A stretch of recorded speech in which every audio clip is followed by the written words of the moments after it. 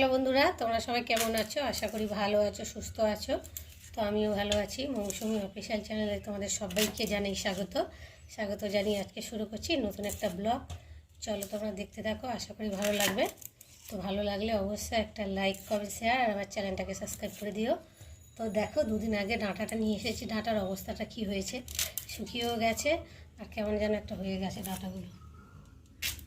দেখো ভেতরটা নরম হয়ে গেছে। গোজা গরম পড়েছে দুদিন আগে, মানুষ মরে যাচ্ছে আর ডাঁটা। তো যাই হোক, ডাঁটাগুলো ভাবছি আজকে আর এত মোটা মোটা ডাঁটা ফেলে দেবো, তো ভাবছি ডাঁটাতে একটু ঝাঁক করবো, তাই বলে একটু কাটতে বসে গেছি। নেওয়া যাবে না, মানে এতটাই শুকিয়ে গেছে, ছালও ছাড়ানো যাচ্ছে না। দেখো,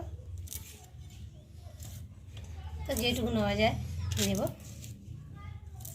দেখো, আর ডাঁটা তো মেয়েও খাবে না, তোমার দাদাভাইও খাবে না, আমি একা। আমার ডাঁটাটা, যে কোনো ডাঁটা আমার চিবাতে ভীষণ ভালো লাগে। তো যাই হোক, দেখো কীরকম শুকিয়ে গেছে ডাঁটাটা। যেটুকু বাদ দিয়ে নেওয়া যায় সেটুকু নেব।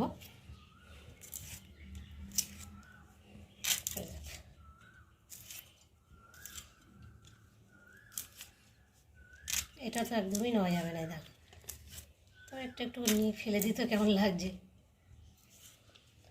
যাই হোক, অল্প হয়েছে। আর আমি সবজি কাটবো। ধনে পাতাটাকে বেছে রাখলাম। আর এই দেখো, লাউ নিয়ে বসে গেছে, দেখতে পাচ্ছ কত বড় একটা লাউ। এই দেখো, এখন লাউটাকে কাটবো। তো দেখো বাবা, বটি এত লাউ, সব তো বটি আগে চলে যাচ্ছে। দেখো লাউটা কচিও আছে, দুফালা হয়েছে।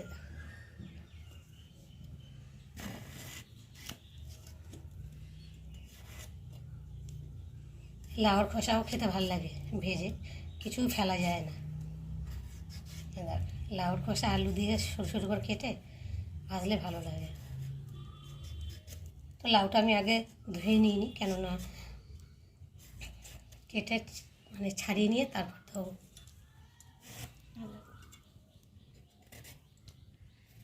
আমার লাউ তো খুব প্রিয়। আমাদের কাদের কাদের লাউ প্রিয় আমাকে বলো।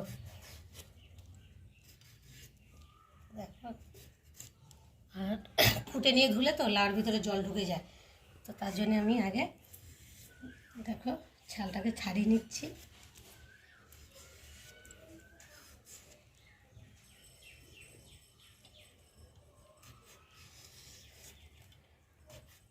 লাউ মানেই জল।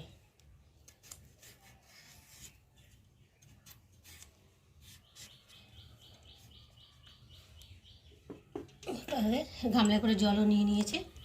দেখো, ধুয়ে ধুয়ে তুলে নেবো। ভিজিয়ে রাখলে তো লাউর ভিতরে জল ঢুকে যাবে, তার জন্য দেখো হালকা করে ধুয়ে জলটাকে ঝেড়ে দেখো তুলে নিচ্ছি।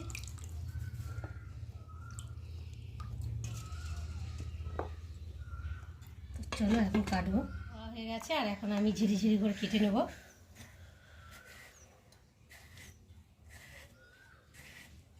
পাতলা পাতলা করে কাটলে তাড়াতাড়ি সেদ্ধ হয়ে যায়।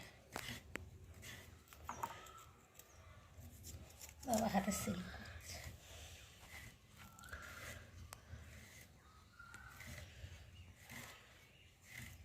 এইগুলো লাউ ঠাউগুলো, এগুলো বয়স্করা কাটতে পারে ভালো, কেননা আগের লোকেরা তো বেশ ভালো কাটে। আমরা তেমন একটা ভালো পারি না, যাই হোক যেমন পারি তেমনই করিয়ে দেবো। তবু অনেকটাই ঝিরি ঝিরি করেছি।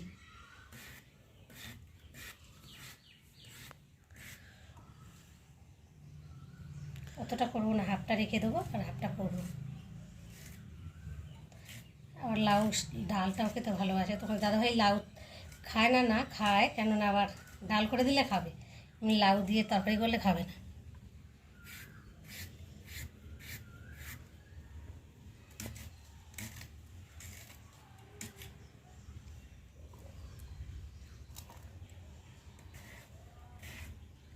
কচি আছে, কোনো দাঁড়াও হয়নি লাউটা।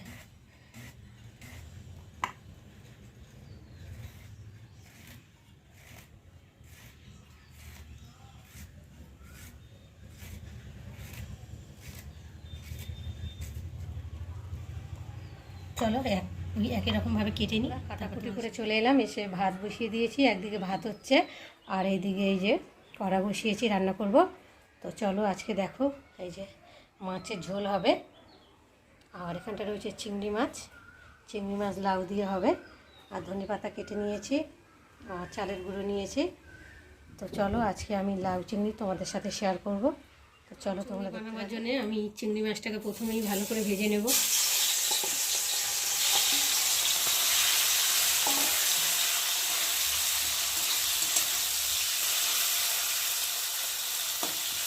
চলো ভেজে নিই। আমার ভাজা হয়ে গেছে আর আমি এখন তুলে নিচ্ছি।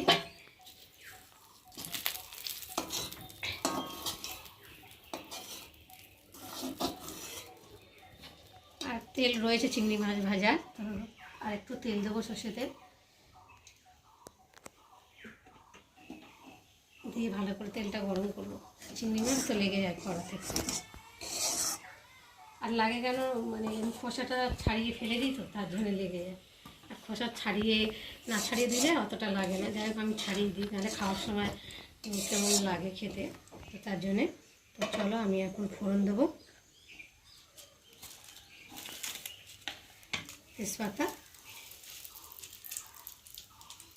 আর দেবো জিরে।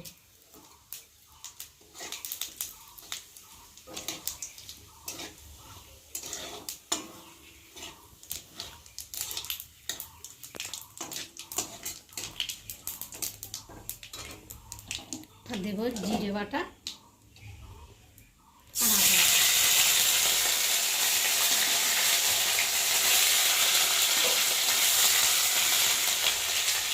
আমি ভালো করে না ভেজে নিলে, কাঁচা অবস্থায় দিলে তো গন্ধ লাগে, তার জন্য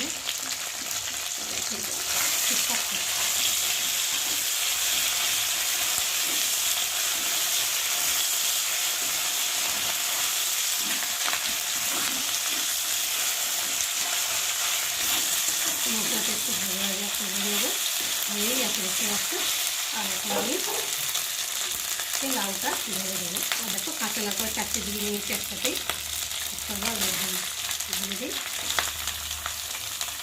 আর হলুদ নুনটা এখন দিলাম না, ওটা পরে দেবো, লাউটা যখন ভেজে যাবে তখন দেবো।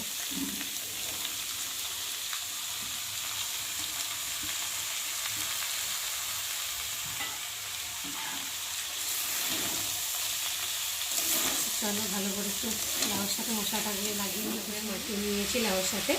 আর এখন আমি 5 মিনিট ঢাকা দিয়ে রাখবো, পরে চলে এলাম। এবার ঢাকাটা খুলবো। তো দেখতেই পাচ্ছ লাউ অনেকটাই ভেজে গেছে, দেখো নরমও হয়ে গেছে। আর লাউ রান্না করতে বেশি সময় লাগে না। তো দেখো নুনটা কেন পরে দিচ্ছি, নুন দিলেই জল ওঠে, তার জন্যে নুনটা পরে দেবো, হলুদটা। তো দেখো স্বাদ মতো নুন দিলাম, আর দেবো হলুদের গুঁড়ো,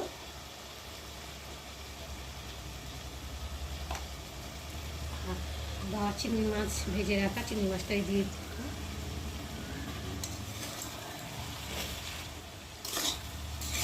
একটু ভালো করে নাড়াচাড়া করবো। দেখো আর জল ফল কিছুই দেবো না, মানে লাউ থেকে যা জল বেরোবে ওই জলেই সেদ্ধ হয়ে যাবে।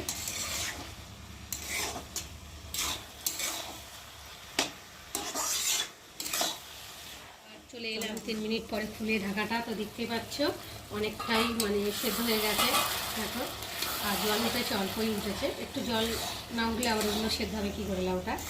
যাই হোক এখন সেদ্ধ হয়ে গেছে। আর আমি একটু নামাবার আগে একটু দেখো চালের গুঁড়ো দিচ্ছি। চালের গুঁড়ো দিলে টেস্টও ভালো লাগে আর একটু গাঢ় গাঢ়ও হয়।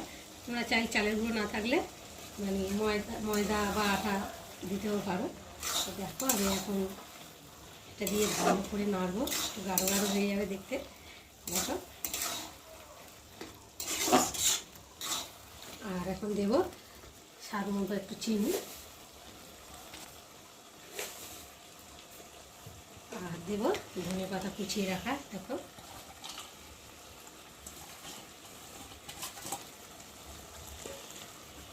ধনেপাতা লাউয়ের মধ্যে একটা দারুণ সেন্ট বেরিয়েছে, দেখো কেমন হবে। আর রান্নাটা কেমন লাগছে তোমরা অবশ্যই কিন্তু বলো।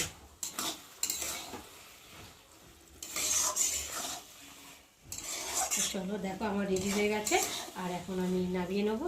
বন্ধুরা আমার লাউ চিংড়ি বানানো রেডি হয়ে গেছে, নামিয়েও নিয়েছি। আর দেখতেই পাচ্ছ কতটা সফট হয়েছে, আর দেখতেও ভালো লাগছে, আর ঘনও হয়েছে। তোমরা এইভাবে রেসিপি বানিয়ে বাড়িতে খেয়ে দেখো, ভীষণ ভালো লাগবে। তো চলো।